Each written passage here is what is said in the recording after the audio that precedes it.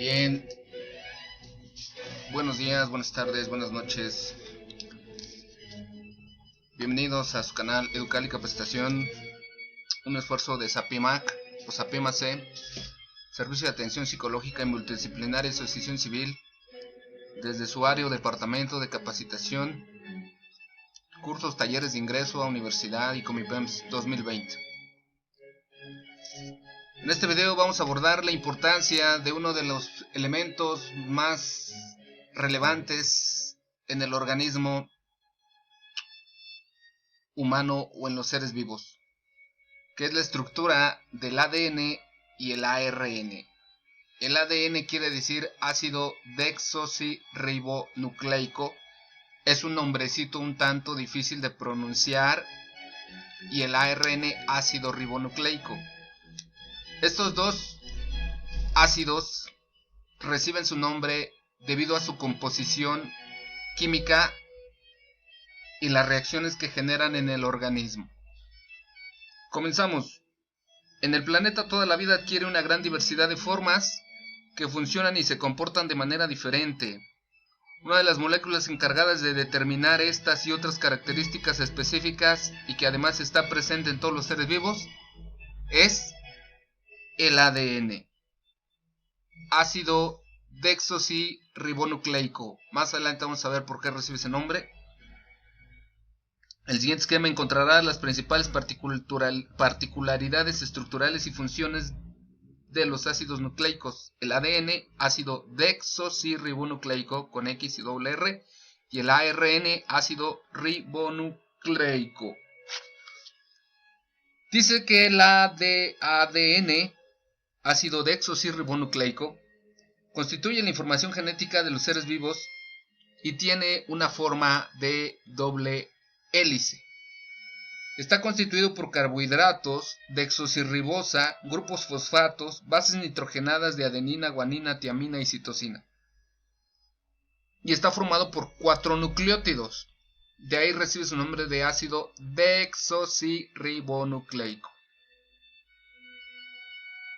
Dice que la estructura de los nucleótidos del ADN y ARN tiene 4 bases de ADN y 4 bases de ARN. Fíjense la importancia del número 4. 2 por 2 son 4 y 4 es la raíz cuadrada de 2. Entonces, 2 es la raíz cuadrada de 4. Entonces fíjense cómo hasta en la biología hay matemática. La otra vez hacía un comentario de este instrumento matemático llamado patoli o frijol de colorín, que es otro instrumento, otro juego prehispánico precuauhtémico, y es muy parecido a un plano cartesiano de René Descartes. Y aquí hay un cruce de mecates, hay un doble enlace y hay 4 elementos, hay 4 bases de ADN y 4 bases de ARN. Fíjense nada más cómo podemos utilizar los juegos precuauhtémicos o prehispánicos o de Anáhuac para poder enseñar biología. De entrada les había dicho que el rumbo del poniente, es Xipetotec, el venerable descarnado, o la regeneración humana o la biología humana. Entonces, fíjense nada más qué maravilla. Enlaces covalentes. Bueno, más adelante vamos a ver qué es un enlace sencillo, un enlace covalente, etcétera, ¿no? Enlace covalente quiere decir que es de doble valencia, pero ya lo iremos viendo más adelante en la clase de química, más a profundidad. Entre los nucleótidos, para formar una cadena de ADN o ARN, enlaces de hidrógeno entre cadenas de ADN para formar la doble hélice.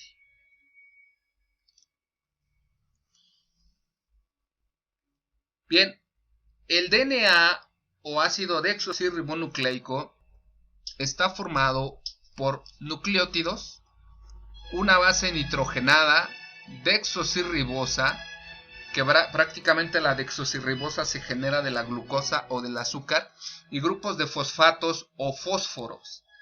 Esa es la estructura básica del ADN.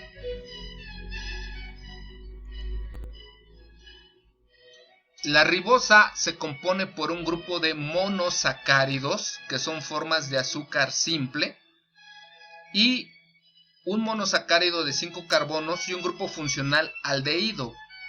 ¿Sí? Aquí está el enlace químico. Aquí está el doble enlace con el oxígeno. Aquí está el grupo ribosa y aquí está el grupo hidrógeno. Aquí está el carbono. Recordar que hay dos tipos de división de la química para poder empezar aquí a vincular con la bioquímica.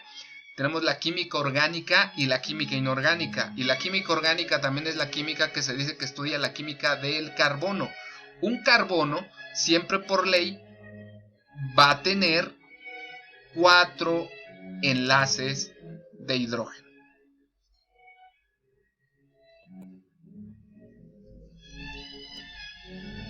Aquí podemos ver a más grandes rasgos la estructura y cómo se conforma la desoxirribosa.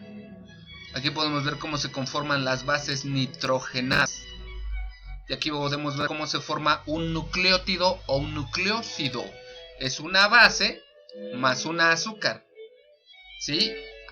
En química podemos ver que el potencial de hidrógeno se calcula por medio de reacciones químicas, reacciones ácido-base o redox o oxirredox. Cuando tenemos el número 7, hablamos de una sustancia neutra. Cuando decimos que es una sustancia que va del 1 al 7, tenemos un ácido. Y cuando tenemos una sustancia que va del 7 al 14, tenemos una base. ¿Sale? Eso tiene que ver con esto. Una base más un azúcar más un grupo de fósforo o de fosfato me da un nucleótido. Y esto es un enlace de tipo éster, que es un grupo de carbonilo que se combina con el hidroxilo del grupo fosfato. Es un enlace covalente muy fuerte. Un enlace glicosídico es un enlace entre un carbohidrato y otro grupo. También es covalente. ¿Cómo se forma un carbohidrato? Con carbono o hidrógeno o hidratos de carbono. El azúcar de un nucleótido se une al grupo fosfato del siguiente nucleótido y así va formando una cadena. Se une mediante una reacción de deshidratación o condensación. Una reacción de condensación. El ácido desoxirribonucleico contiene tiamina y contiene información genética. Genera una doble cadena. El ácido ribonucleico contiene uracilo y transmite información genética del núcleo a la célula. Se forma por una cadena simple, así las podemos diferenciar. El ADN se descubre en los años 50 por Rosalind Franklin y Maurice Wilkins, tomando una foto en 1950. ¿Sí? Se dan cuenta que es un esqueleto de azúcar o de glucosa o desoxirribosa y grupos fosfatos en el exterior y bases en el interior de doble hélice. Las bases nitrogenadas están alineadas y forman enlaces de hidrógeno entre ellas. Tienen una complementariedad de pares de bases debido al tamaño de estas y su habilidad de formar puentes de hidrógeno entre ellas. Entonces, el ADN en conclusión está formado por carbohidratos de desoxirribosa, grupos fosfatos, bases nitrogenadas, 4 bases nitrogenadas, principalmente adenina, guanina, tiamina y citosina. Y está formado por 4 nucleótidos, es decir, 4 desoxirribosas. Entonces aquí podemos ver la cadena de doble enlace, el grupo fosfato, la desoxirribosa, la adenina, la guanina, la tiamina y la citosina. Este ácido nucleico, ácido glutámico, contiene tiamina, que es muy importante también para la memoria. El ARN generalmente es formado por una cadena, contiene uracilo y es un catalizador que permite las reacciones más rápidas de la sintetización de las proteínas a través del metabolismo. Tiene una tendencia a la hidrólisis que el ADN. Contiene ribosa y contiene una información genética del genoma humano. ¿Cómo podemos diferenciar el ADN del ARN? Bueno, como ya dijimos, el ADN tiene doble enlace y el ARN tiene enlace sencillo. Ahora, a diferencia del ADN, el ARN se encarga de ejecutar la información genética para la síntesis de proteínas. Aunque el ARN también está constituido por carbohidratos, no son grupos desoxirribosa, son grupos sencillos de solamente ribosa. Aunque también está formado por grupos fosfatos y también está formada por bases nitrogenadas de adenina, guanina, citosina, y a diferencia del ADN, este está formado por uracilo.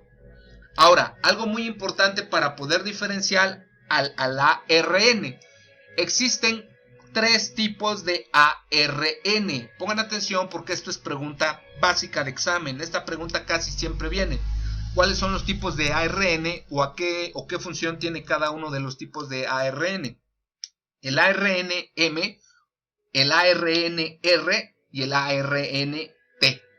El ARN-M es el ARN mensajero. Lleva el mensaje para descifrar el código genético. El ARN-R es el ARN ribosomal. Permite la descifración del código genético codón-anticodón. Y el ARN de transferencia es el que transfiere esta información de los genes. Importancia de la clasificación de los seres vivos. La clasificación de los organismos es útil porque permite agrupar a los seres vivos considerando sus características, su taxonomía, que es la rama de la biología que clasifica a los organismos con base en sus similitudes y parentescos evolutivos, considerados por Carl von Linneo.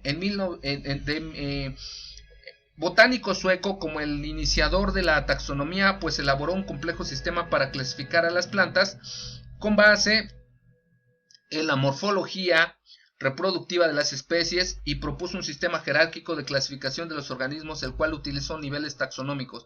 Además plantea, con base en su anatomía, la clasificación de los seres vivos en 2 reinos, animal y vegetal. Primeramente se descubrieron el reino animal y vegetal, o Animalia y Plantae, y ya después vino el descubrimiento del resto de los 3 reinos, ¿no? Monera, Fungi y Protista. Aporta el sistema de nomenclatura binomial que establece las bases para asignar de manera correcta el nombre científico a las especies biológicas. Por ejemplo, a los perros se les dice canis o especie canida o canida. A los gatos se les dice que son felinos. A los cuadrúpedos, los mamíferos, los vertebrados, los invertebrados, seres vivos que tienen vértebras, que no tienen vértebras, huesos que no tienen huesos, etc. A eso se refiere esto de la clasificación taxonómica. A medida que se conoció más acerca de este tema, ha sido necesario modificar aspectos taxonómicos. En 1969, Robert Whittaker propuso un esquema de clasificación de 5 reinos: Monera, Protista, Fungi, Plantae y Animalia. En el siguiente cuadro encontrarás que cada reino tiene su tipo y complejo celular, asimismo la forma como se nutren y reproducen, todo esto. Bueno, esto lo vamos a ver más adelante en otro video. También en el siguiente video vamos a ver las aportaciones de Carlos o Charles Darwin a lo que es la evolución de los seres vivos o el origen de las especies, de donde nace la teoría de que el hombre proviene o desciende del mono. Recordarán ustedes que pues, hay diferentes evoluciones del mono: el Homo habilis, el Homo erectus, el hombre de Neandertal, el hombre de Cro-Magnon, hasta poder llegar al Homo sapiens sapiens, que es el hombre que piensa, que analiza, que discute, que debate, que es un ser pensante, crítico, analítico, que bueno, desgraciadamente muchas veces no todos tienen esa capacidad o no la quieren desarrollar.